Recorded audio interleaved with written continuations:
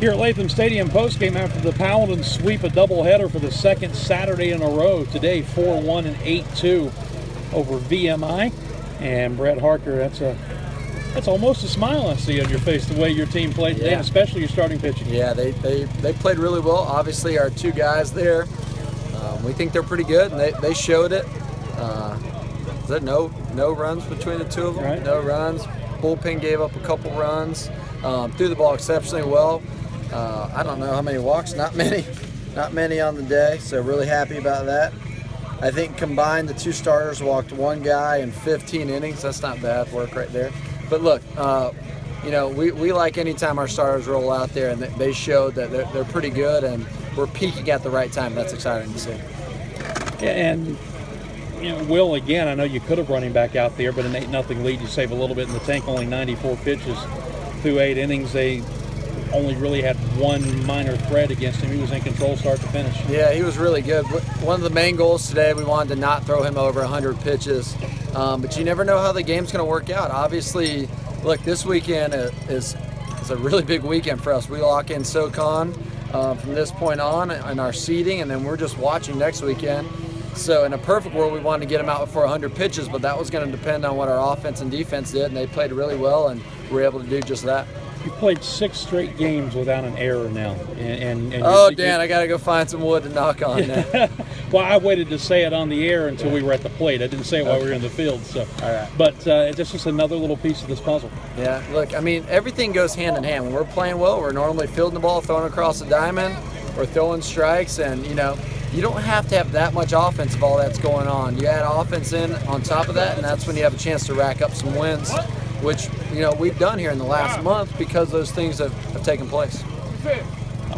Cam Whitehead hit the 2 homers for you and continues to swing the bat well. And then, I was watching batting practice, and I saw somebody rob Jake Crawford of a batting practice home run, and the way the team reacted, because he only has one all year. And then to get that one at the end of the game, I was kind of waiting to see if y'all were going to give him the silent treatment when he came to the dugout. I joke with Jake all the time. I said, he's going to swing. There's no purpose in working on timing in BP because he's just going to swing at whatever in the game. So I'm just going to throw whatever in BP, and we compete pretty good. And I tell him he can't hit home runs on me.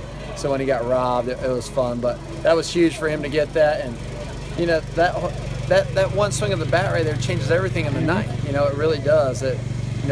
Fans say, oh, now it looks like a rout. Well, it really wasn't. I mean, 5-0 ball game in college baseball at Latham Stadium is not that big of a lead, especially with the middle of their lineup can really swing it. So that was a huge swing of the bat by Jake, and really proud of, obviously, Cam having a monster day for us, hitting some. That second one was a pretty impressive one. And it's good to see him using his power.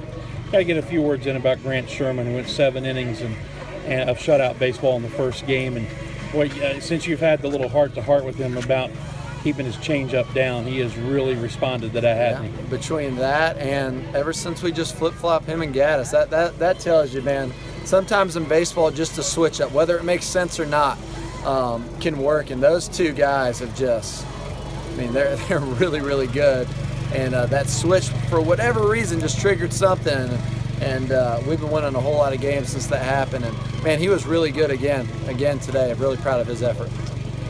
What was your emotional status at before the first game, going through your first senior day as a head coach? Yeah, like always, I'd like to say I was more emotional than I thought I'd be, but I'm kind of an emotional guy when it comes to family or the guys. Anything that you invest a lot of time in, it's just how I've always been. And I told those guys out there, look, all I got to tell you is as I see you guys graduate, as you come in my office, whether things are going good, tough times, Cam having the big day, and it just reaffirms that I love you guys and we care about you guys a ton, and it's a special group that has a chance to do some special things. I'm very proud of them.